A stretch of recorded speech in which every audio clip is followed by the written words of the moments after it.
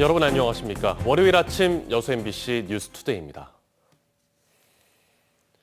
시민들의 휴식처인 순천 조례호수공원에 폐수가 유입되고 있습니다.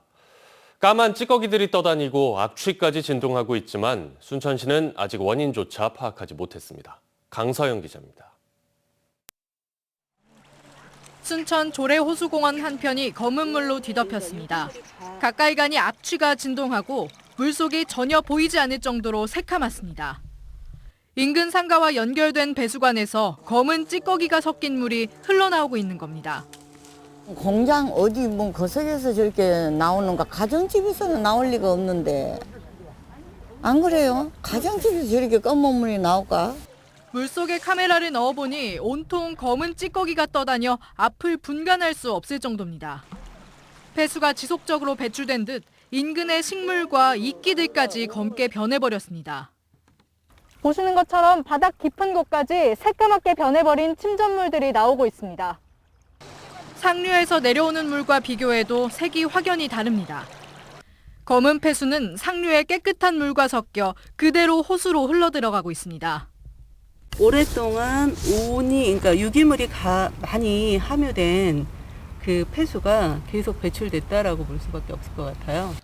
순천시는 제보를 받아 이미 2차례 현장 조사를 한 것으로 알려졌습니다.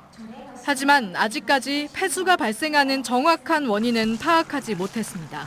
시청 환경과하고 하수도과, 우리과, 건설과 이 네 팀이 가서 한번 배수를 한번 확인을 한번 했거든요. 환경단체는 호수가 순천만까지 연결돼 있다며 조속한 원인 파악과 대책 마련을 요구하고 있습니다.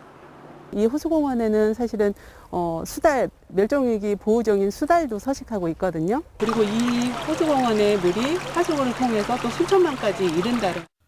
순천시는 원인 파악을 위해 배수 방향에 따라 CCTV를 추적할 계획이라고 밝혔고 환경단체도 폐수와 찌꺼기들을 채취해 자체 성분 감식을 의뢰했습니다. MBC 뉴스 강서영입니다. 전라남도가 오늘부터 18일까지 이번 한 주를 탄소 중립 주간으로 정하고 다채로운 행사를 진행합니다.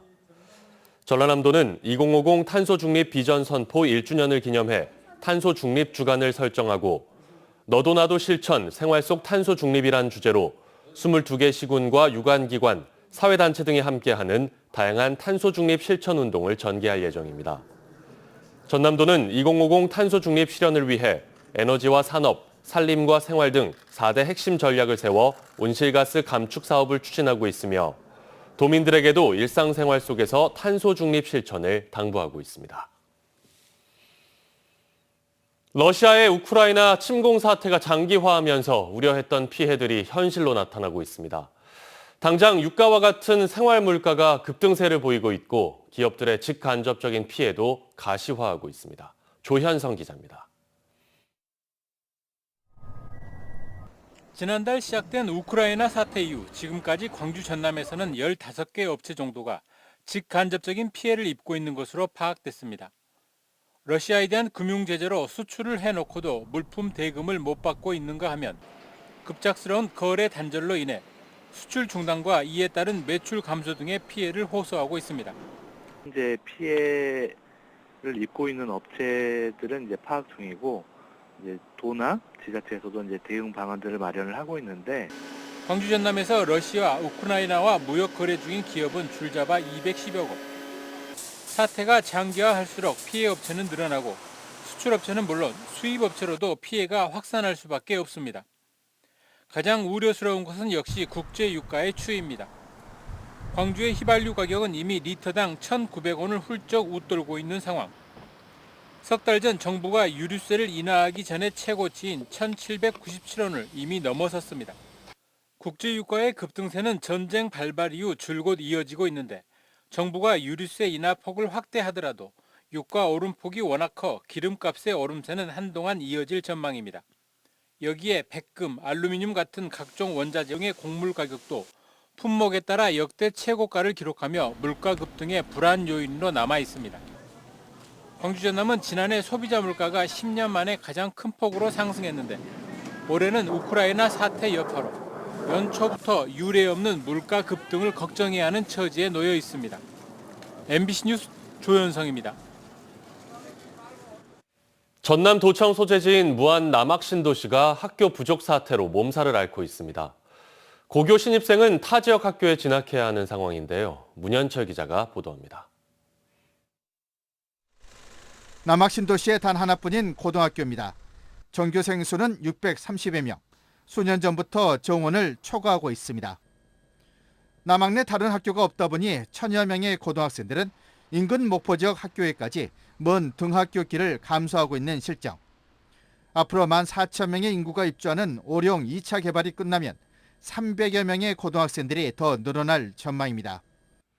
이 때문에 수년 전부터 남학신도시의 고교 신설의 필요성이 제기돼 왔으나 관계기관 간의 협의는 지지부진한 상태입니다. 오령 쪽 주민들이 오령고 신설이 정말 필요하다라는 간절한 소망들을 전달하기 위해서 지난 2월 18일부터 3월 17일까지 중점적으로 국민 서명 운동을 추진하고 있습니다. 그러나 전남교육청은 전남 전체 학령 인구 감소와 오령 2차 지구 분양 실적 저조 등을 이유로 학교 신설에 난색을 보이고 있습니다. 우리 전남 지역은 단일화군으로 운영이 되고 있고요. 또 학생 수가 급감하고 있기 때문에 교육부 중앙투자심사에서 고등학교 신설 심사가 하기가 상당히 어려운 여건에 있습니다.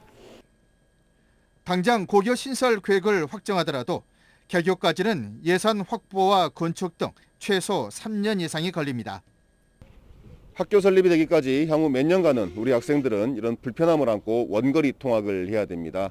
설립 기준에 조금 미흡하더라도 우리 국민들의 염원을 모아서 학교 신설을 위해, 학교 설립을 위해 최선을 다해 노력하겠습니다. 일각에서는 목포 등 인근 지역의 학교를 남학 신도시로 이설하자는 대안을 제시하지만 해당 지역 반발로 실현 가능성이 낮은 상황입니다. 신도시 개발 계획의 가장 기본적인 학교 인프라를 챙기지 못해 결국 애꿎은 학생들만 진학 학교를 찾아 떠도는 난민 신세에 처했습니다. MBC 뉴스 문현철입니다. 청정해역에서 양식되는 고흥산 미역이 어장 면적 축소로 인해 올해 생산량이 다소 줄어들 전망입니다.